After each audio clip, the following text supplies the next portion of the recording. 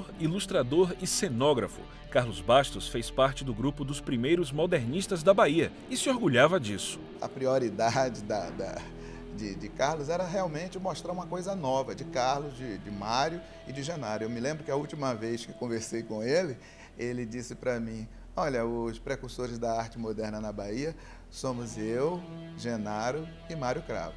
Os outros artistas vieram depois. Ele dizia isso com muito orgulho. A pintura de Carlos Bastos tem característica figurativa, com porções de realismo fantástico. Algumas obras renderam muita fama ao artista, como os painéis da Boate Anjo Azul e o mural da Assembleia Legislativa, que conta parte da história da Bahia. Ele também era apontado como um retratista dos melhores. Ele fez muitos retratos de pessoas conhecidas aqui da sociedade, né? Até porque na década de 50, 60, Carlos Bastos era o artista, talvez o artista top aqui na Bahia, era o artista mais relevante, né? Mais conhecido. Então era natural que algumas pessoas da sociedade pedissem para ele fazer retrato e ele gostava de fazer retrato. Ele fazia o esboço do que ele queria, que às vezes nem sempre chegava ao final aquilo que ele esboçou. Com materiais bons, que eu viajei algumas vezes com ele e vi ele procurando em lojas especializadas em Nova York, na Europa.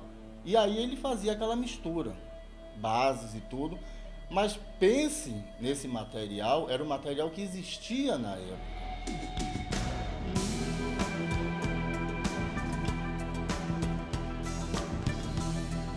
O artista nascido em Salvador começou a pintar ainda na adolescência. Durante 2 anos cursou a Escola de Belas Artes da UFBA e depois a Escola Nacional de Belas Artes, no Rio de Janeiro. Em 1947, viajou para os Estados Unidos. No retorno à capital baiana, nem todos compreenderam sua obra. Aquela coisa que o baiano pegaram a navalha, uma gilete, rasgaram vários quadros. O pessoal não estava acostumado a ver ainda naquele tempo, né? Plantar a arte moderna aqui na Bahia não foi mole. Na Escola de Belas Artes, então, foi horrível, porque o pessoal era todo acadêmico, né? Agora, como pessoa, Carlos Bastos era uma pessoa boa, uma pessoa simpática, sem nenhuma maldade.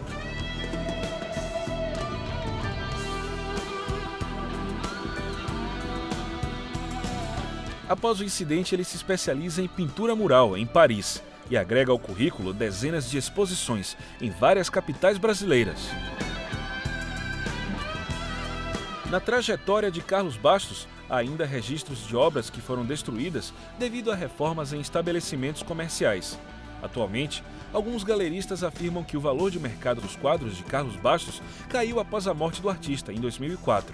É uma pena que os preços das obras de Carlos não refletem a importância e o seu currículo, do que ele fez no passado. É uma série de situações, questões de mercado, questões do artista com relação a seus representantes, as galerias, questão da uniformidade, da qualidade da obra do artista. Por exemplo, Carlos Bastos, na década de 50 e início dos anos 60, tinha uma qualidade de obra muito interessante. Depois ele começou a fazer certas experimentações na tela dele, que às vezes a composição não saía de uma maneira mais adequada, e isso fez com que ele assim perdesse um pouco o mercado. Os amigos e a família acreditam que o problema está na falta de divulgação. A arte dele não pode ser desvalorizada nunca. Afinal de contas, existia uma história, né? Não foi um artista que chegou, pegou uma bola, desenhou e tá ali. Tem uma história. Então não tem porquê essa desvalorização após morte. Isso realmente não passa pela minha cabeça e pelas aquelas pessoas também que conhecem a história. Pode faltar uma certa divulgação para o trabalho, não para o valor da obra. Entende? Então, por isso que a gente está buscando alguns espaços para tornar aquela obra viva e não por falta de valorização. Falta, no caso, o mercado está valorizando a obra para ser mostrada, né? Assim, em museus, em edições de livro. Em entrevista ao Soterópolis, 1 ano antes de sua morte, Carlos Bastos frisou a preocupação em fazer registros da sua trajetória artística.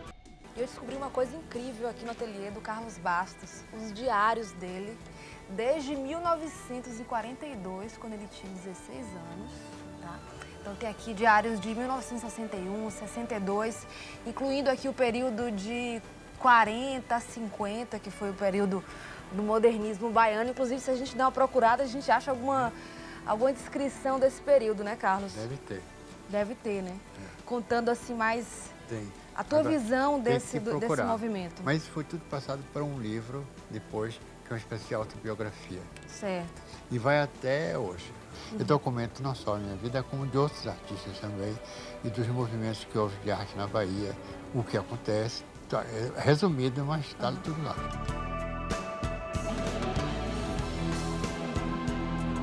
Com um traço inconfundível, uma mente fantástica e criativa, Carlos Bastos foi considerado o príncipe dos pintores da Bahia. Eu tenho conversado com o diretor do Museu Afro Brasil em São Paulo, que é Manuel Araújo, que é um baiano, que também tem muita admiração por Carlos, para a gente fazer uma grande exposição de Carlos, uma exposição de trabalhos dele, escolher trabalho com muito cuidado, fazer uma coisa cuidada. Já até conversei com o Luizinho, o sobrinho dele, a família, né, sobre isso, porque eu acho importantíssimo o resgate da memória desse artista.